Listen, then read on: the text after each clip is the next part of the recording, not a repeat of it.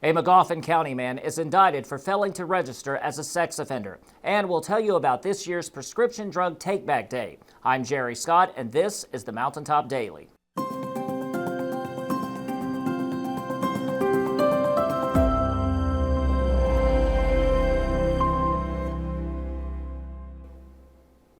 A Magoffin County man has been indicted in federal court on a charge of failing to register as a sex offender. 41-year-old Philip Harmon of Salyersville was indicted on Thursday. Court records in Scioto County, Ohio, indicate he pleaded guilty to rape in 2008 and served a 10-year sentence. The indictment accuses him of failing to register as a sex offender for the past 4 years. If convicted, he faces a potential sentence of up to 10 years in prison. Court records indicate Harmon is currently being held in the Lorain Correction Institution in Grafton, Ohio. The judge has issued an order for him to be transported to Pikeville for arraignment on November 19th. Tomorrow is National Prescription Drug Take-Back Day, a time set aside for people to safely dispose of unused prescriptions so they aren't misused. Sheldon spoke with the Pike County Sheriff about the effort. Tomorrow is National Prescription Drug Take-Back Day. We talked with Pike County Sheriff Rodney Scott Friday on the importance of a day focused on disposal and protection. I'm glad to see it's still going on. And, of course, the more of them that's disposed of properly, the less there is for people to get, use. And so, I'm glad to see it's still going on. Scott said one of the biggest reasons to rid your home of prescription drugs not in use remains the chance that someone may target you as a potential victim. The drug problem here in the county is pretty bad, and most of it is still, a lot of it is still prescription drugs. So the thing about it is, and it's sad to say, but in today's world, that if people know that you've got prescription drugs in your house, they're going to break in. They're going to do whatever they can to get them, And so people that have them, that don't use them, need to dispose of them, With a policy in place for his department's own means of disposal, Scott reminded the public that his department can receive the medication and get rid of it for you.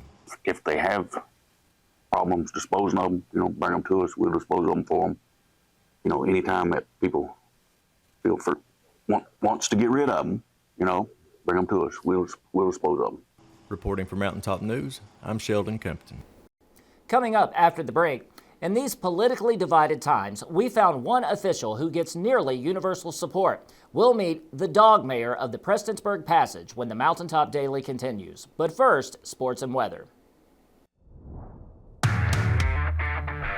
With Mountaintop Sports, I'm Dave Stanford. In elementary school football, the 3rd, 4th, 5th, and 6th grade Valley Elementary School football teams won over Belfry Thursday night, securing the county championships. Congratulations to all teams in the tournament. The Pikeville Middle School Panthers picked up a big playoff victory over Belfry 28-6 to advance in postseason action. And if you missed it, you can catch the full replay of 8th grade night and the game on our Mountaintop Sports Facebook page and app. In college news, Kentucky's women's basketball continues to make noise before the season even tips off. The Wildcats are ranked number 20 in the preseason USA Today coaches poll and number 24 in the AP poll. UK begins its season November 3rd at home against Morehead State inside historic Memorial Coliseum.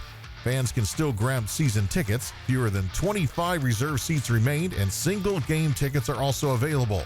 The Wildcats return nearly half of their scoring and more than 70% of their rebounding from last season, led by preseason All-SEC selections Carla Strack and Tioni Key.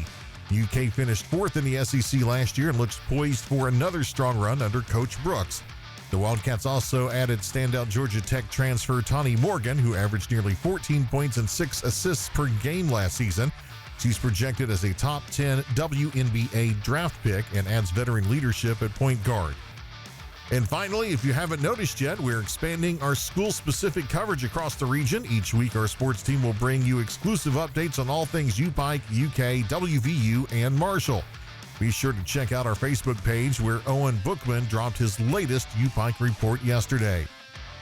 For the latest area school sports and college sports, make sure to follow us on Facebook or go to mountaintop.news and click on the sports tab at the top of the page. For Mountaintop Sports, I'm Dave Stanford.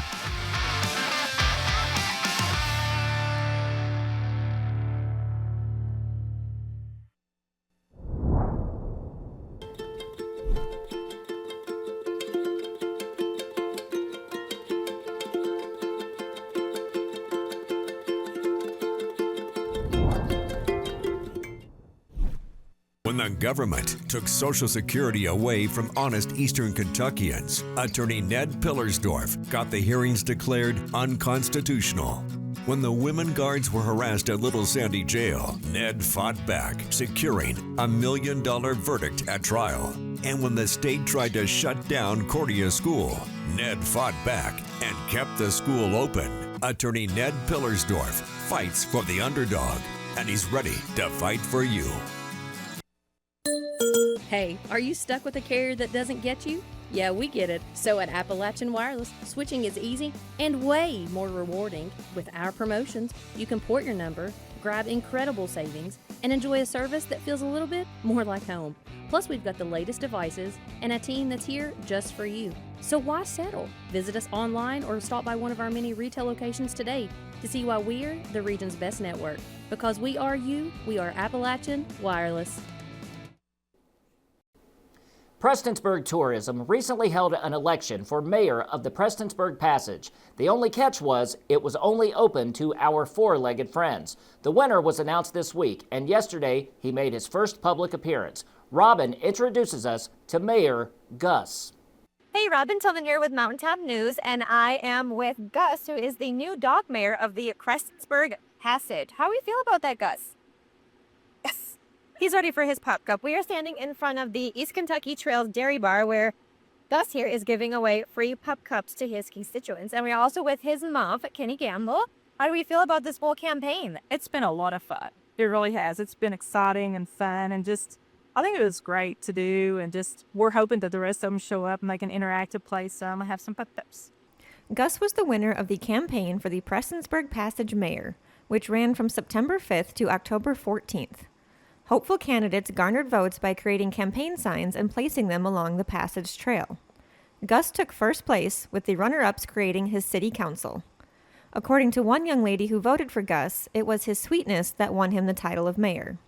I think he's nice, he's sweet. Is he cute? He's really cute. And he's sweet.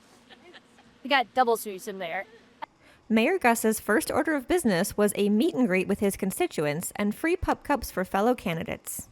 Well, there you have it, friends. If you haven't been out to the East Kentucky Trail Dairy Bar, you should come check it out. It is located just past Prestonsburg on the Passage Trail, so easy to get here, and they have great shakes.